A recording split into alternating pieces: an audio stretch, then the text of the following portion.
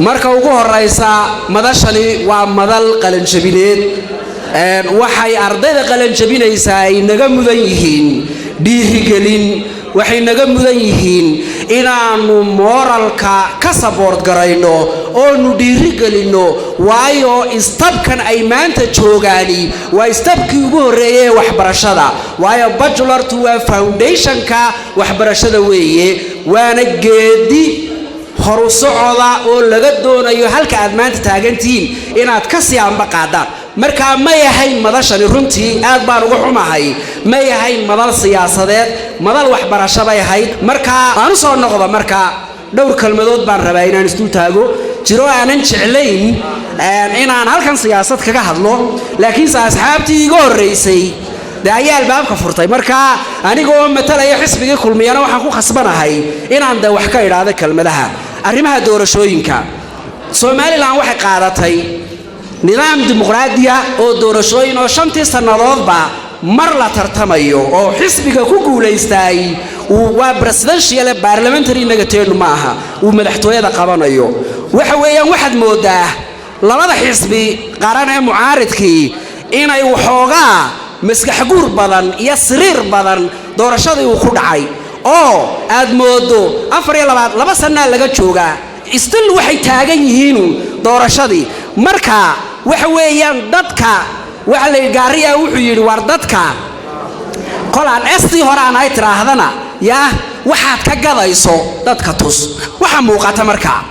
waxa muuqata intijaha siyaasiga ay leeyihiin waxa weeye always ayba la sara taagay aydu sharaf maaha waxaan nahay role model baan nahay ardaydan aan role model u nahay ummadan role model u nahay yaa ay badan de meelina ma gaarsiinayso ummad inagama dhigayso qaraniga inagama dhigayso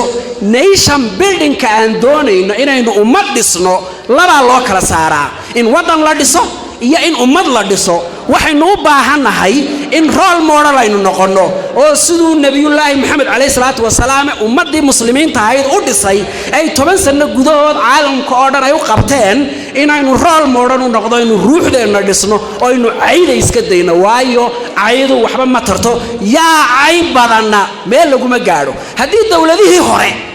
dawladihii hore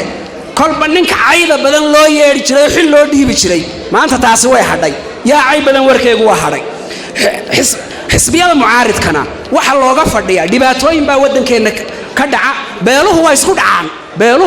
way isku dhacaan khilaafiyaa ka dhaca khilaafyada ka dhaca waxa loo baahan yahay hadaanad waxba ku tari kareynin kalmada wanaagsan waa sadaqa baa leeyahay inaad kalmad wanaagsan dadka walaalaha aad ku taageerto ayaa loo baahan yahay arinta shaqo qaran ee uu maxamed ka dhawaajiyay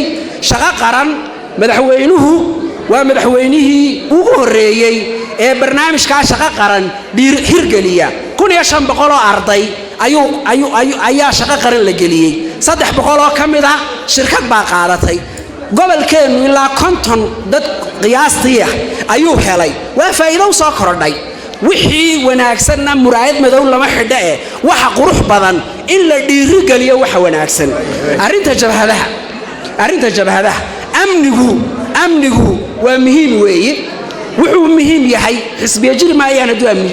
mucaarid ka hadlaya jirmaayo ummadeenaas qalanjabin jirimayso amnigu aduu ku anfacaya ummadu anfacaya waa waxa nolosha keena weeye hadaanu amni jirinna ma soconayso guulinaynu gaadhno waxaan uga jeedaa gobolkeena 10 sano horteed hadaynu dib u noqono oo aynu ku noqono markii kaabayaasha dhaqaalaha ee Ahmed Maxamed Silaayo dawladii kulmiya ay xilka qabatay 28 kilomitir 3 kilomitir bay dadka reer awdal ay dhisteen 25 kilomitir ee kala dawladda hirgelis maxay keentay bay isweydiin leh waxay keentay horumar bay keentay shaqo abuur bay keentay transport ka isku socday keentay deeqona loo sheegi maayo ninkii muraayad madow sitana loo sheegi maayo isbeddelka muuqda ee qofka boorama yimaadaay uu arkaayo ee ka muuqata loo sheegi maayo hadaba maxay jabhadahan yihiin laga sheekaynaya inta badan social media ay dadka qaar ay ku qorqorayaan anu waxaan u arkaa dadka waxa ka sheekaynaya waxa jira imika in jidkii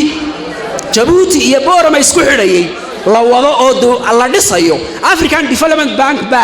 ayaa kharashka bixiyay laakiinse dawladda ayaa fududaysay oo hirgelinaysa waa development gobolka u soo kordhay nolosheenu wax ka bedelaya waa ku dadka waxa ka shaqaynaya iyo dadka social media waxa ku qorayay ay rabaan in lagu hagardaameeyo developmentka ka socda gobolka awdal waxaan leeyahay marka ummadda reer Boorama waxaan leeyahay waar faa'iido ay nagu soo socoto ummadda waxa deeqda ma deeqdo hebel shaqage ummadda waxa deeqda in laga kaabo adeegyada bulshada in laga kaabo caafimaadka in laga kaabo ma garanaysaa caafimaadka wadooyinka biyaha taasaa deeqda marka daranyada dadka dibindaabeynaya tashuushka ku furaya social media wararka beenta aan jirin gelinayana waxaan leenahay ilaahayna ka baqo hadalka wanaagsan waa sadaqa dadka Booramana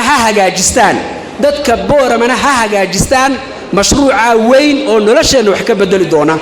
madaxweynaha markaan soo noqdo madaxweynaha anu waxaan ahaa qofkii team leader-ka ahaa halkan doorashadiisa ugu ololeynayay hogaaminayay baan ahaa halku dhagayaguna wuxuu ahaa dooro madaxweyne go'aan leh ayuu halku dhagayagu ah waxaan qabnaa inaan ku guuleysanay waxaan leenahay walaalaha xisbiyada mucaaridka ah يا ده وحوي حزبك كلمية سديتن عد بالله جبدية ما دام سديتن عد لك جبدية وكامل حويني سديتن قعد كجبدية وجوجا مدار داير ريالك هين حزبك وهني مركا وحلا الربع إن يكونا حتى وحدتك كجذيان أي سجان أو مكان أي سايع أي وح كينان أي عيد إسكدايا